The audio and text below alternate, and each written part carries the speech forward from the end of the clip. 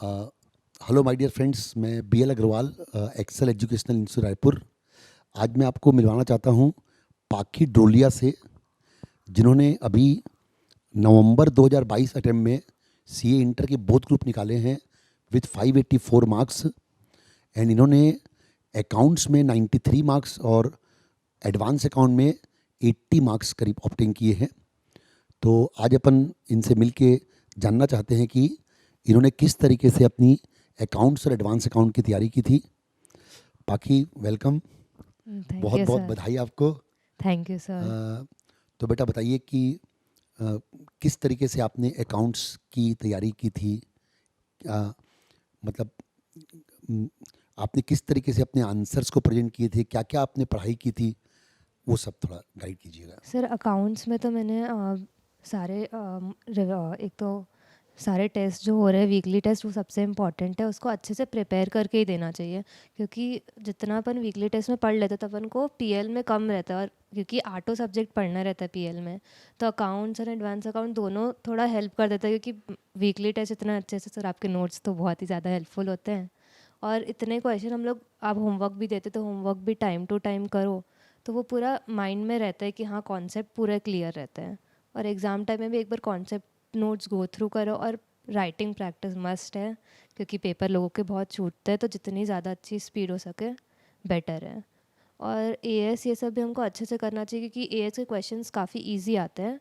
First और sixth question रहता है तो वो काफ़ी स्कोरिंग हो जाता है, तो ये जितना अच्छे से कर लो बेटर है। अच्छा, तो मतलब आपका ये कहना है कि एक तो जो वीकली टेस्ट होते हैं ना, उसमें पूरी तैयारी के साथ वीकली टेस्ट देना चाहिए, यस सर। है ना। और नंबर टू, राइटिंग प्रैक्टिस जितनी ज़्यादा हो सके उतनी करनी चाहिए। Yes sir. और थर्ड, अकाउंटिंग स्टैंडर्ड में अपने को मेहनत करना चाहिए, ताकि अकाउंटिंग स्टैंडर्ड का अपना। अच्छा ये बताइए कि इसमें आपने जैसे 93 मार्क्स तो ऑलमोस्ट परफेक्ट टाइप के मार्क्स हो गए, तो इसमें आपने प्रेजेंटेशन के लिए, आंसर के प्रेजेंटेशन के लिए आपने कैसे मेहनत की थी कि how to present answer. Sir presentation जैसे उतना अकाउंट्स में इतना ज़्यादा प्रेजेंटेशन का I don't think so role भी है, क्योंकि बेसिक हमारे फॉर्मेट्स होते हैं, जैसे कि शेड्यूल 3 के बैलेंस शीट के फॉर्मेट्स हैं एंड लेजर के फॉर्मेट्स हैं, उतना वो तो बेसिक ही होता है, तो वो प्रॉपरली ड्रॉ होने चाहिए। डेट्स एंड ऑल दैट लिख रहे हैं अपन, और जर्नल एंट्रीज में लोग जनरली नरेशन छोड़ देते हैं, तो वो अपन को छोड़ना नहीं चाहिए, कि उसके मार्क्स कट सकते हैं, भले ही कुछ भी थोड़ा सा छोटा सा लिखो, लेकिन लिखना चाहिए। तो इन्होंने एक बहुत अच्छी बात बोली है कि जर्नल एंट्री में जो है ना, नरेशन जरूर लिखना चाहिए अपने को। भले ही छोटा सा नरेशन लिखें, लेकिन नरेशन लिखना चाहिए। अच्छा, अकाउंटिंग स्टैंडर्ड बेटा ये बताइए कि अकाउंटिंग स्टैंडर्ड में जैसे ग्रुप जो मतलब थ्योरी क्वेश्चन अकाउंटिंग स्टैंडर्ड में आते हैं, अकाउंट्स में भी और एडवांस अकाउंट में भी। एडवांस अकाउंट में तो काफ़ी theory question, AS4 theory, AS5 theory. तो उसमें आप जब थ्योरी लिखते हैं अकाउंटिंग स्टैंडर्ड की, तो उसमें आप किस तरीके से आपने प्रेजेंट किया उन आंसर्स को। सर बेसिक पहले तो एएस लिखना पड़ेगा अपन को, जो पैराग्राफ एंड ऑल दैट दिए, रेफर करने की नंबर उतनी ज़रूरत आई डोंट थिंक सो है, क्योंकि क्वेश्चन में भी लिखे रहते कई बार कि एएस लाइक 7 है तो एएस 7 के बारे में लिखो, तो पहले अपन को एएस लिखना है, उसके बाद अपन को क्वेश्चन से रिलेट करके फिर आंसर लिखना है। तो ज़्यादा बड़ा भी नहीं होता है वो, लेकिन स्कोरिंग हो जाता है अगर आप लर्न कर लो अच्छे से, तो ज़्यादा टफ भी नहीं होता है। और क्या आपने स्टडी मटेरियल को रिफ़र किया था एग्ज़ाम टाइम में, यानी कि स्टडी मटेरियल से प्रेजेंटेशन वगैरह आपने देखा, या स्टडी मटेरियल को गो थ्रू किया। नहीं नहीं सर, आपने जो क्लास में बताया था वैसे ही प्रेजेंटेशन पूरी रखी थी पेपर्स की। ओके। एडवांस अकाउंट में मतलब 80 मार्क्स लाना is in my opinion more tough than accounts में 93 लाना, मुझे ऐसा लगता है। Yes sir. एडवांस अकाउंट में जो है ना, अब जैसे इस बार सडनली इंटरनल रिकन्सिल का क्वेश्चन आ गया 20 मार्क्स का, यस सर। है ना। तो पार्टनरशिप का क्वेश्चन भी जो आया था, सेल कन्वर्जन का, वो भी थोड़ा टफ क्वेश्चन था। तो एडवांस अकाउंट में आपने कैसे, मतलब 3 घंटे में आपने कैसे पेपर बनाया, और उसके बारे में कुछ बताइए। सर एडवांस अकाउंट में पेपर कंप्लीट करना मेन होता है, कि पेपर कंप्लीट हो जाए, तो पहले अपन को स्ट्रैटेजी ये रखने चाहिए जो अपन को एकदम अच्छे से आता है, क्योंकि उसमें अपनी स्पीड फास्ट रहेगी, तो वो पहले करो। एएस ये सब पहले करना चाहिए, क्योंकि उससे स्पीड भी बढ़ जाती है, थ्योरी हल्की होती है तो स्कोरिंग भी ज़्यादा होता है, तो पहले वो करो। उसके बाद जो अपन को ईजी लगे और लग रहा है हाँ ये क्वेश्चन 101% मेरा सही बनेगा, तो वो करोगे कि नहीं तो अगर अपन गलत क्वेश्चन जो अपन को थोड़ा डाउट है वो करे तो अपना कॉन्फिडेंस लूज हो जाएगा, वैसे ही अपनी स्पीच स्लो हो जाएगी। Good, very good. मतलब आपका कहना है कि पहले नॉर्मली अकाउंटिंग से क्वेश्चन पहले बना लेने चाहिए, यस सर। इजी भी रहते हैं, जल्दी भी होते हाँ। हैं। और क्या आप वो जो 15 मिनट का टाइम मिलता है, क्या उसमें आप सिलेक्शन कर लेते हो कि मेरे को कौन से क्वेश्चन करने हैं पहले? हाँ सर, वो 15 मिनट मेन होते हैं पेपर के पहले कि मार्क कर लो कि हाँ ये पहले, फिर ये दूसरा, ये तीसरा, ऐसे ये पहले। अच्छा ये बताइए कि मतलब अकाउंट्स में आपको 93 मार्क्स मिले हैं, तो अकाउंट्स में मैं फिर से एक बार पूछना चाहूँगा, जैसे आपने बोला कि प्रेजेंटेशन का उतना इम्पोर्टेंस नहीं है, लेकिन मुझे नहीं लगता है कि 93 मार्क्स बिना अच्छे प्रेजेंटेशन के मिल सकते हैं। तो आपने वर्किंग नोट्स वगैरह में कितनी मेहनत वगैरह की थी, ये बताइए ज़रा मेरे को। वर्किंग नोट्स तो प्रॉपर होने चाहिए सर। आप क्लास में ही बोलते कि वर्किंग नोट्स के marks, actually ICI working notes पे ज़्यादा फोकस करती है क्योंकि हमारे कॉन्सेप्ट उसी से पता चलता है कि हमारे कॉन्सेप्ट कितने क्लियर है। तो मेनली नीट तो होना ही चाहिए, क्योंकि अगर एकदम शाबी पेपर रहेगा तो चेकर को ही लगेगा कि कैसा बच्चा है। तो जितना हो सके नीट, और अच्छे से इजी सिंपल प्रेजेंटेशन। ज़्यादा हाई फाई भी आई डोंट थिंक तो जाना चाहिए, मैं पर्सनली नहीं गई थी उतना। तो आपका जो पेपर है वो आपका 3 घंटे में दोनों पेपर बन गए थे कि मतलब बहुत जल्दी जल्दी करना पड़ा या क्या? सर मेरी राइटिंग स्पीड एक्चुअली अच्छी, मेरे पेपर्स ऑलमोस्ट सारे 20 मिनट पहले ऑलमोस्ट ख़त्म हो ही जाते हैं।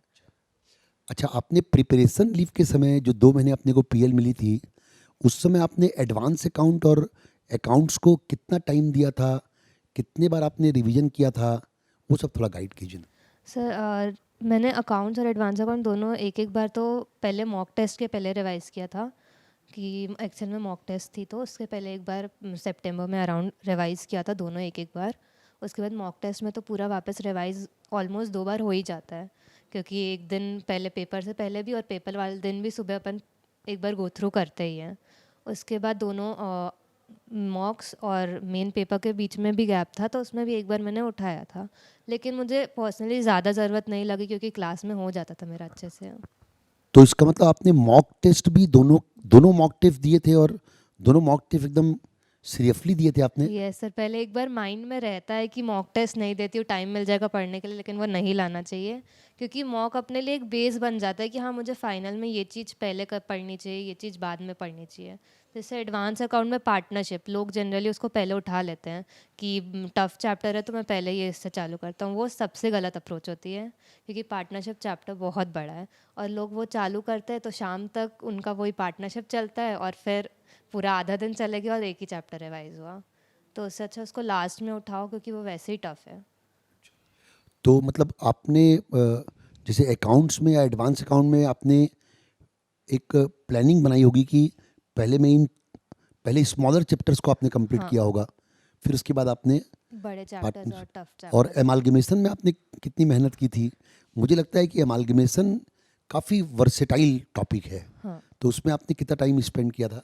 अमलगमेशन में मैंने ज़्यादा टाइम दिया था क्योंकि वो थोड़ा टफ पड़ता है, दोनों उसमें कॉन्सेप्ट्स ज़्यादा है, लेकिन अभी हमारे में अमलगमेशन आया ही हाँ, नहीं आप लोगों था। में एमालगमेशन नहीं आया था। हम्म। अच्छा ये बताइए कि जैसे अकाउंट्स में आप अगर जैसे एबीसी एनालिसिस, क्या आप एबीसी एनालिसिस को आप एडवोकेट करते हैं क्या कि अपने को कुछ इम्पॉर्टेंट टॉपिक्स को पहले टेकअप करना चाहिए, फिर do you advocate ABC analysis? ये सर, एबीसी एनालिसिस तो सबसे इम्पॉर्टेंट है स्पेशली सीए की पढ़ाई में, क्योंकि क्वेश्चंस इतने ज़्यादा रहते हैं, आप हर एक क्वेश्चन को टाइम नहीं दे सकते। तो अपन को सीधा जब अपन पहली बार जैसे क्लास में हुआ, उसके बाद अपन जब रिवीजन टेस्ट के लिए पढ़ाई कर रहे हैं, उसी समय अपन को मार्क कर लेना चाहिए कि ये क्वेश्चन अपन को टफ लगता है तो ए मार्क कर लो, और जो ईजी लगता है वैसे मार्क करते जाओ। तो आप क्वेश्चंस को एबीसी एनालिसिस करते थे कि टॉपिक को करते थे कि दोनों को करते थे? मैं दोनों को करती थी, लेकिन क्वेश्चंस पे ज़्यादा फोकस था क्योंकि chapter I try to cover everything, हर एक चैप्टर अच्छा, कवर करूँ। Okay okay.